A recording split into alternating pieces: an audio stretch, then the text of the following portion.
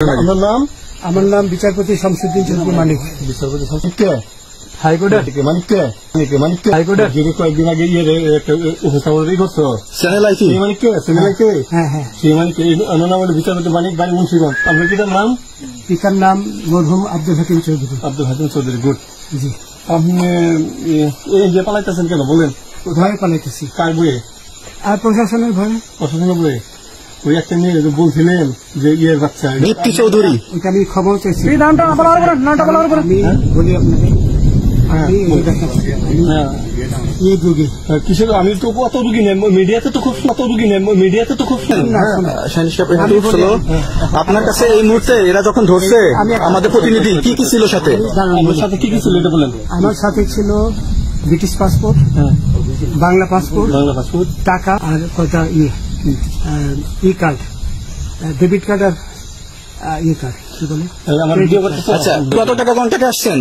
আমি 15,000 টাকা ওদের বলছিলাম, ওইটা আমি দিছি। কিন্তু পরে দুই ছেলে আমার মাইরা ধইরা মাইকটা কোন জায়গায় মারছে ভাইয়া? বর্ডারে আনিয়ে মারছে ভিতরে, তারের ভিতরে, ইন্ডিয়ার ভিতরে।